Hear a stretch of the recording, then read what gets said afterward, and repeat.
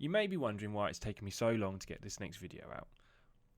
Well, sit back and I'll catch you at the end to explain how it all worked out.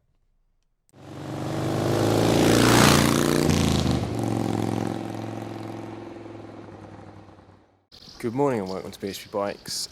Yesterday we left Mulhouse and we had half an hour drive to come to this place called Eccleshire, which is quite nice. I'll put some more pictures in the video.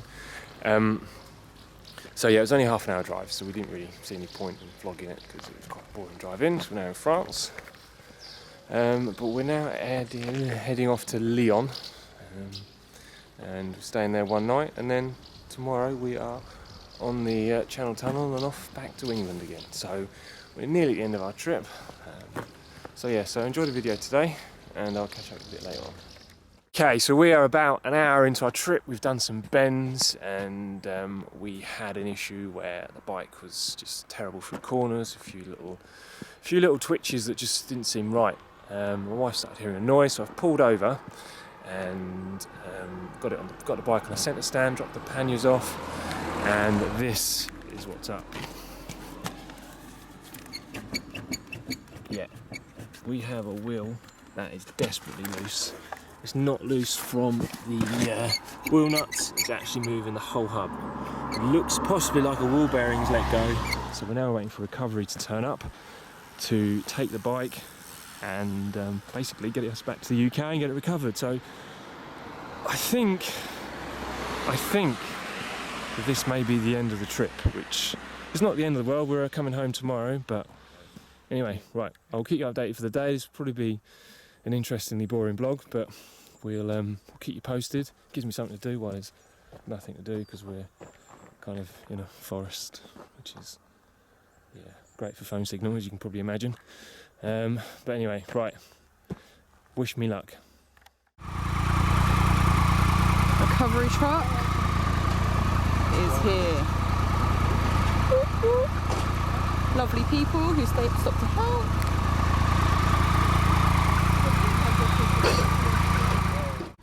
Il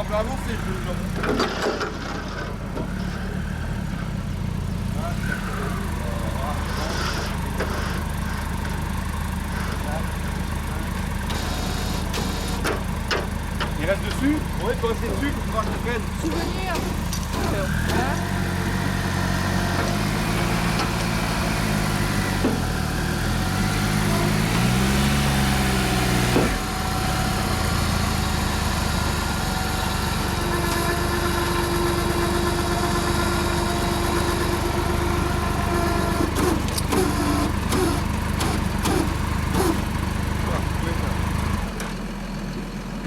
The bike is on. Okay, so the bike is now loaded, as you can see over there. We'd like to thank the people in front of us for all their help in getting us here and just generally being awesome bikers. This is what the biking community is all about. So we're now going to get recovered, and then we are going to have a long journey home, I think. I think it's going to be a few more days. So anyway, keep watching, see you soon.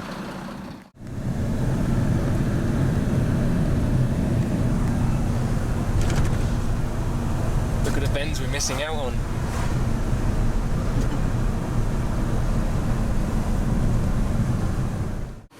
We've arrived at the depot. As you see, the bike is now being unloaded. So we might be given a car, or we might not be, I'm not quite sure really, to be honest. So anyway, right, see you in a bit.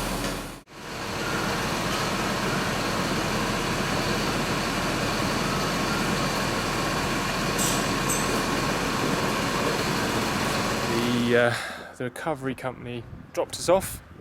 The bike's locked away in that building over there, and we are now we thought we'd be waiting inside, but France goes and has a mini siesta for 2 hours, and they just left us. So we're kind of sat on the side of the road, nowhere to go, nothing to do, waiting for someone to come tell us how we're actually going to get home, which is not much fun at all, really. In fact, it's freaking infuriating. So anyway, right, I'll update you a little bit later on, and hopefully we'll have some good news. So yeah, speak to you all soon. Okay, so we're now 6 hours after the first call to the breakdown company, and we are still here. We haven't moved. It's flipping ridiculous. It's really been pissed me off now. So yeah, Apparently, we've had a bit of a rear up with the people in France, and they've suddenly found us a hire company. We've now got a 6-odd hour drive to Calais. So yeah, not good. So I've also spoken to Triumph. It's going to take 14 days to recover the bike back to Triumph, and then from there we don't know. But what a day!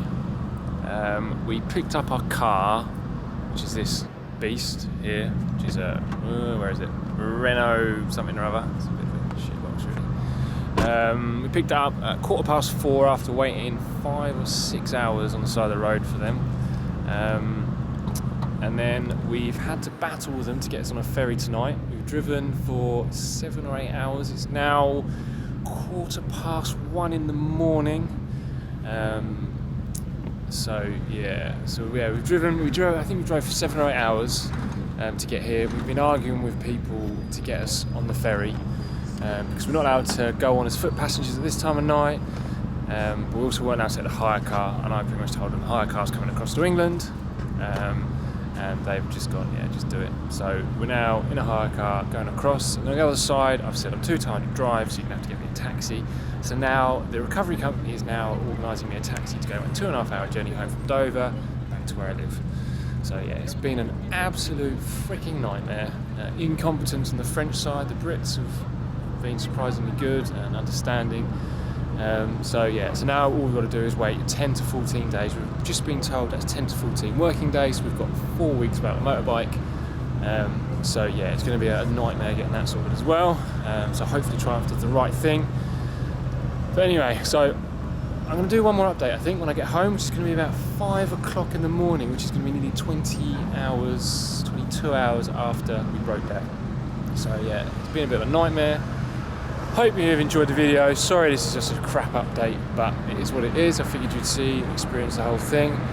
And so anyway, one thing I would also like to point out, we have named this car the Renault Zaki. So yeah, it's a shit tip really, but it's got us here, pretty much no problems. So anyway, right, I'll catch you all when we get back to the UK.